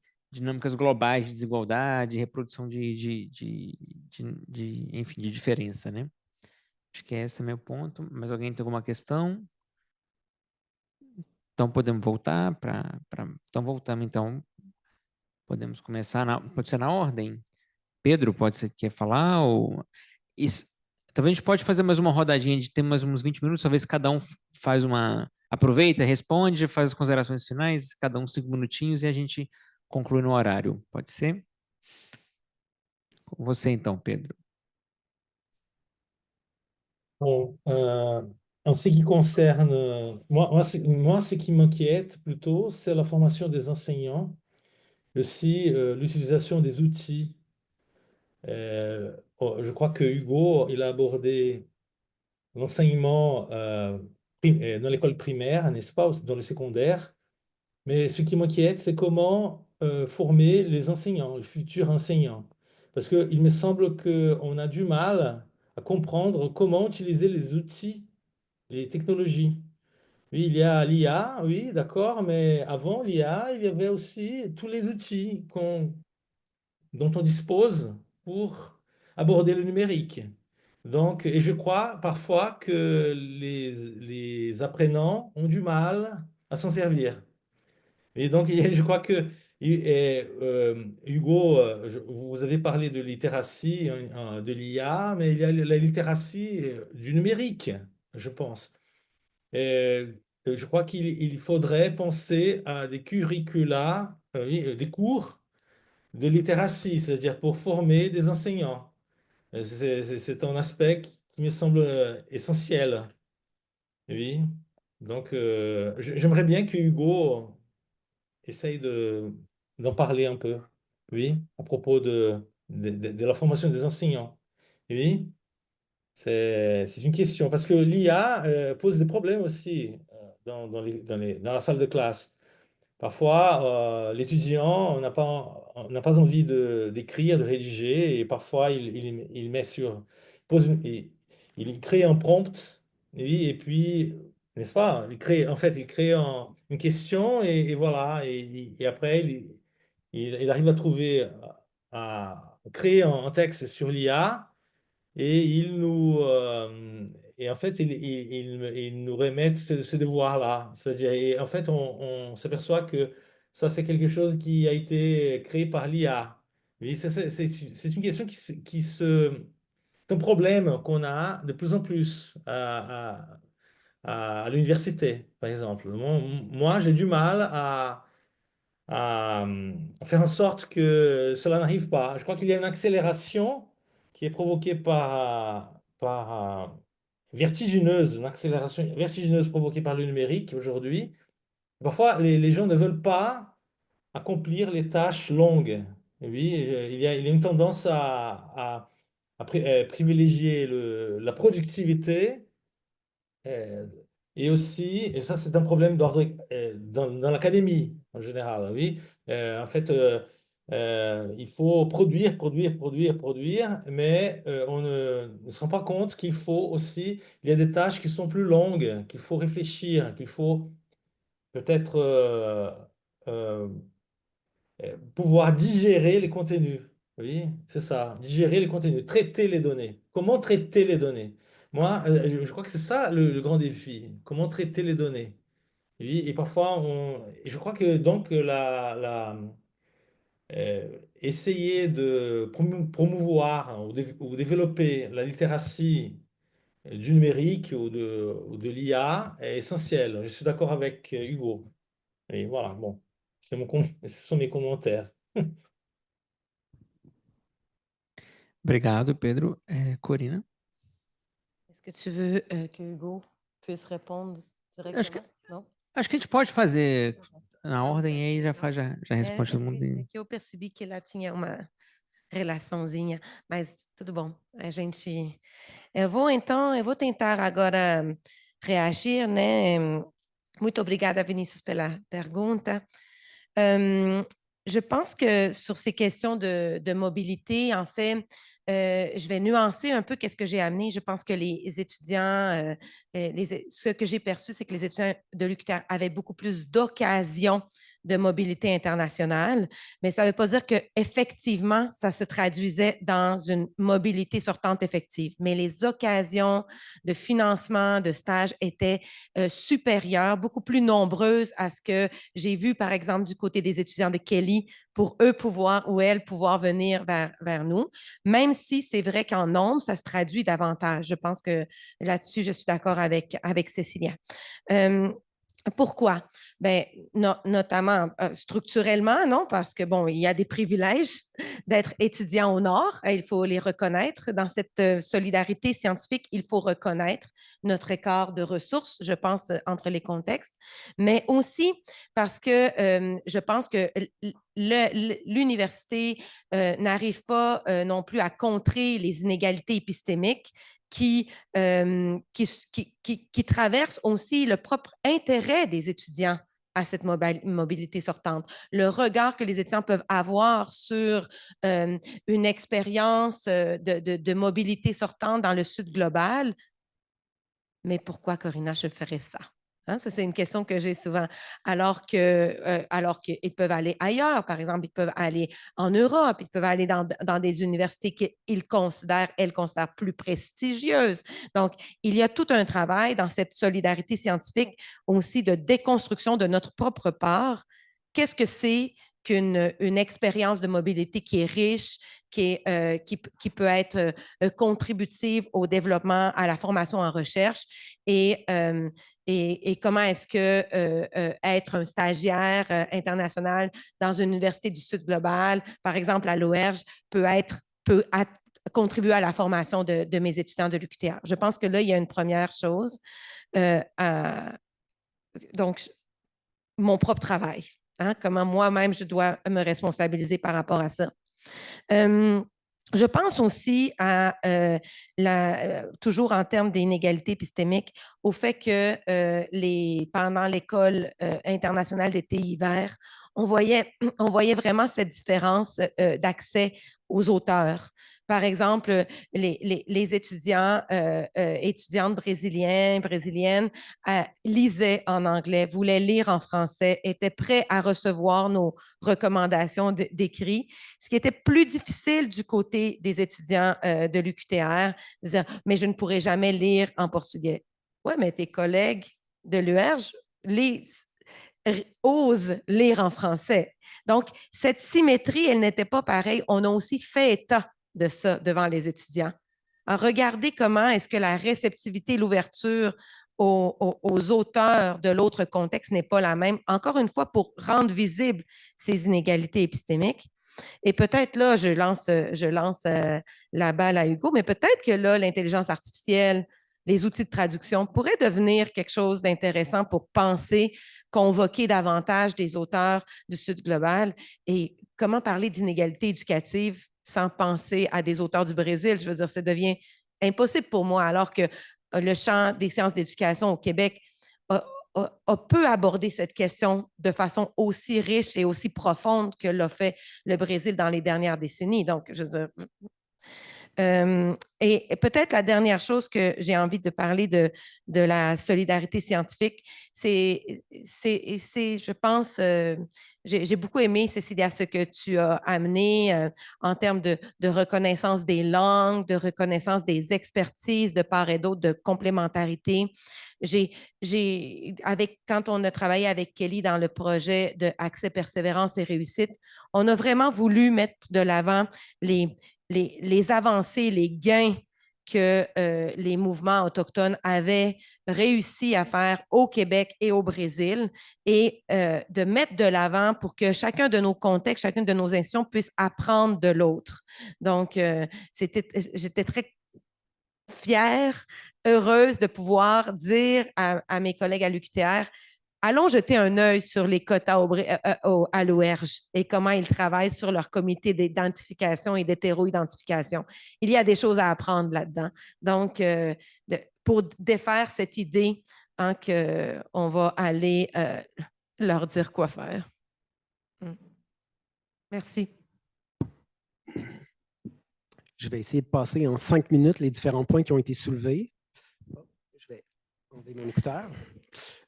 D'abord, par rapport au développement de la littératie du numérique chez les futurs enseignants, c'est en effet tout un défi que de réellement bien les équiper et c'est une situation qui est assez complexe parce que pour arriver à une intégration féconde et positive de l'intégration du numérique à la pratique enseignante, il faut simultanément travailler avec les étudiants et les étudiantes, leurs compétences pédagogiques, leurs compétences didactiques et leurs compétences technologiques et numériques et leur proposer des expériences convaincantes et globalement positives dans le cadre des cours qui mobilisent ces 3 aspects. Et c'est d'autant plus difficile à faire puisque dans les cours que je donne, le niveau initial des compétences numériques et technologiques des étudiants et des étudiantes sont vraiment hétérogènes. Donc, ça pose un défi sur l'accompagnement et la modalité de l'enseignement qui leur est proposé pour s'assurer qu'on a une zone proximale qui est qui correspond à la plupart des étudiants et dans le meilleur des mondes, à tous les étudiants. Et ça passe par beaucoup de matériel qui est développé où il y a des tutoriels, des didacticiels, tant papier avec des captures d'écran que également des vidéos d'accompagnement sur mesure où je me suis enregistré, bien que tous les cours soient en présentiel, qu'à la maison, pour les accompagner, pour ceux et celles qui ont plus de difficultés, bien, ils aient toujours les ressources à leur portée de main. Et ça mène à du développement pédagogique qui est extrêmement coûteux de ma part et où, pour mes enseignements, je dois continuellement remettre à jour mes captures d'écran puisque les technologies, les interfaces évoluent, les technologies changent, une version gratuite n'est une année plus tard plus gratuite et l'accessibilité à des ressources gratuites fait partie des bonnes pratiques à mettre en place, considérant que les étudiants partent à court terme en contexte de stage et n'ont pas de budget pour avoir accès à des bons logiciels à mettre en place dans leur pratique. Donc, bref, il y a tous ces éléments avec lesquels il faut jongler.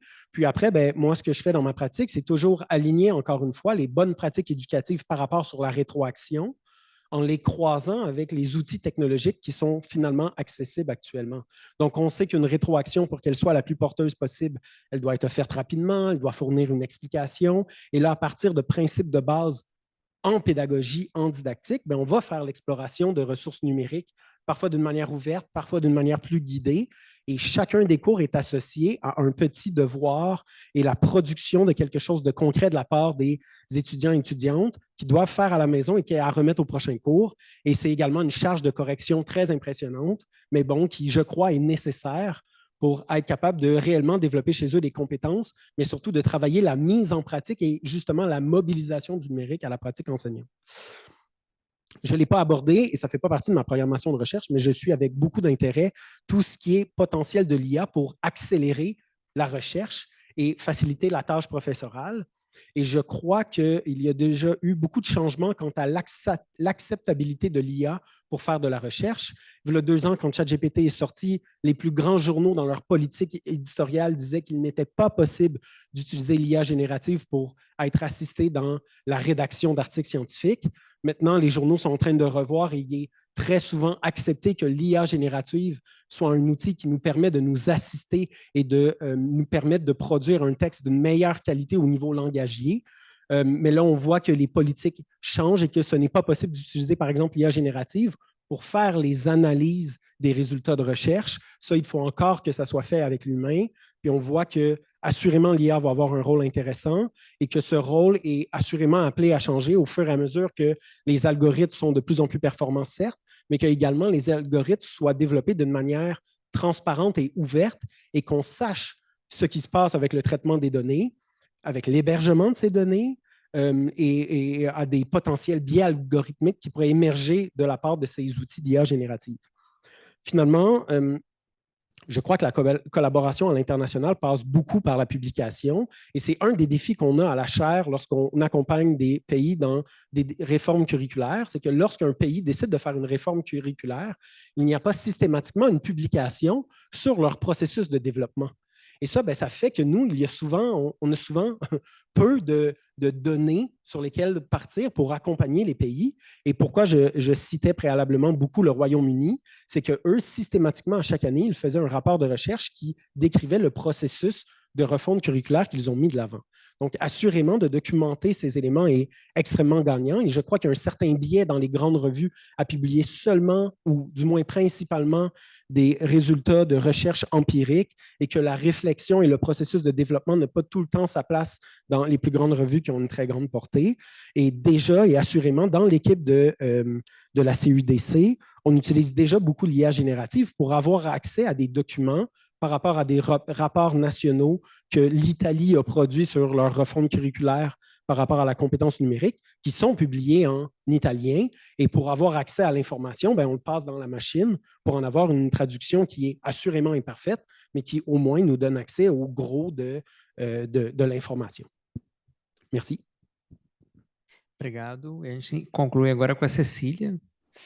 Obrigada. Je vais revenir sur les 2 points qui ont été abordés, la mobilité internationale et la question de la publication, parce que je trouve que c'est 2 points importants. J'ai apporté plusieurs leviers pour la question de la coopération internationale, scientifique internationale, mais je pense que l'enjeu de la mobilité internationale, il reste. Et elle est importante d'être abordée parce qu'il y a des inégalités, Corinna l'a mentionné, vous l'avez mentionné, les inégalités par rapport à qui peut participer à la mobilité internationale et aussi par rapport à la question linguistique. Et la question de la mobilité internationale en ce qui a trait à la question des fonds pour pouvoir participer à des programmes d'échange, entre autres, ou des recherches collaboratives, ou des séjours à l'extérieur du pays, il me paraît qu'il y a un changement de culture. Corinna mentionnait, oui, on a des occasions, on a des opportunités d'avoir des fonds qui vont stimuler la mobilité sortante. Mais aussi dans notre pays, comme au Brésil, il y en a beaucoup de fonds. Là. Donc, la plupart des étudiants sont venus au Québec faire des séjours, des stages doctoraux, des stages de maîtrise ou des stages de recherche tout court. Ils sont venus grâce à des fonds souvent brésiliens, autant des fondations de la FAPES, de la FAPERGS, de la CAPES, du CNPq.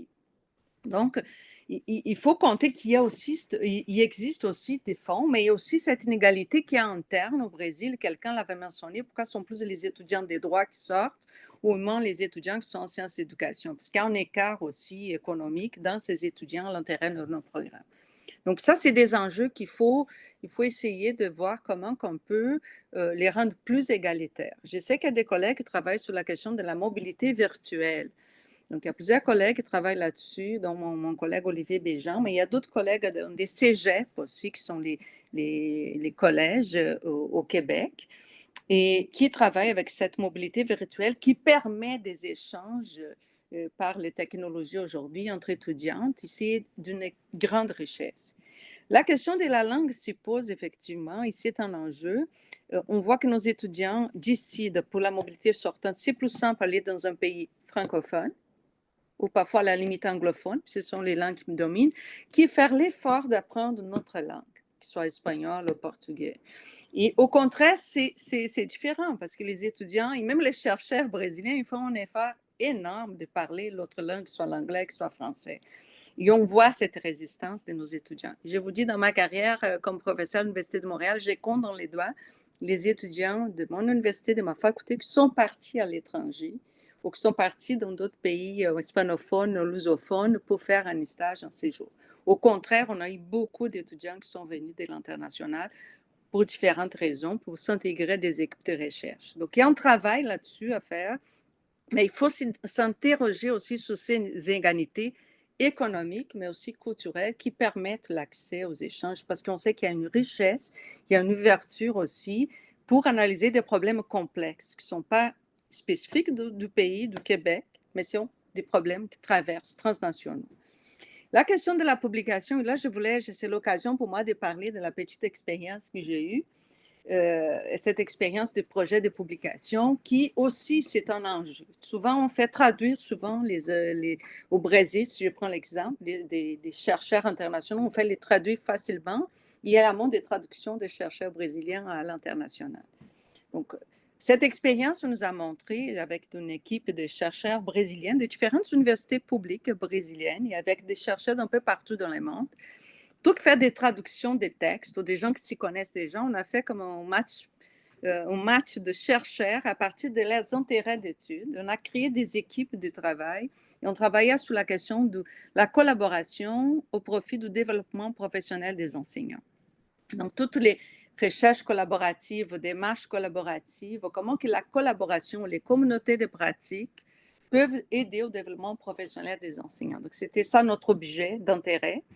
Et donc, on a dû faire, pendant 2 ans, on a travaillé ensemble, on a utilisé les moyens technologiques qui existaient pour se rencontrer au fur et à mesure que nos productions, les groupes ont été formés, pour écrire des articles conjointement et qui allaient après être écrits en portugais et en anglais, parce qu'au français, c'était la langue de la revue qui était permise, la revue brésilienne. Et les gens pouvaient s'exprimer dans leur langue. Donc, vous pouvez imaginer les défis énormes. Ces réunions étaient longues parce que autant les Brésiliens qui maîtrisaient moins notre langue, soit le français ou l'anglais, ils pouvaient parler portugais, que les gens d'autres pays qui maîtrisaient l'anglais ou qui maîtrisaient un peu l'anglais, ils pouvaient s'exprimer dans la langue qu'ils voulaient. On faisait l'effort conjointement avec les outils technologiques qu'il y a, des traductions simultanées et même des aides pour traduire. Donc, cette expérience nous a montré, dès le départ, on a parti de ces principes, on appelle les projets, vous allez voir dans les cadres, si vous tombez sur ces textes, c'est la solidarité en action, solidarité scientifique en action, solidarity in action. Pourquoi? Parce qu'on voulait justement produire conjointement et non traduire un chercheur étranger. On voulait mettre au profit nos expertises, nos connaissances, nos forces, et pas partir du principe, parce que c'est un chercheur du Nord et en dessous, les chercheurs du Nord ont plus de choses à dire sur quoi faire que les chercheurs du Sud. Donc, on voulait vraiment que ces expertises soient mises au profit. Donc, ça a été une expérience extrêmement riche qui après a permis au groupe de continuer à travailler ensemble. Ils travaillent encore ensemble. Il y a une publication maintenant récente qui est sortie sur les processus tels comme on l'a vécu, parce que c'était un grand défi aussi pour les chercheurs, surtout les anglophones qui maîtrisent que l'anglais, souvent, de participer à un groupe. On parlait parfois espagnol, on parfois parlait portugais, parfois on parlait turc, et je ne sais pas quelles autres langues étaient au milieu, mais on parlait toutes les langues. C'était vraiment un melting pot de langues, mais ça a été une expérience extrêmement riche pour essayer de casser avec cette perspective où on traduit tout simplement. Et c'est là que les outils d'intelligence artificielle, du numérique, nous ont aidés, du point de vue de la traduction, bien sûr, qui a été révisé, évidemment, par ceux qui maîtrisaient les langues, effectivement, mais aussi pour les échanges virtuels. Donc, ça a été tout un défi, mais toute une belle expérience.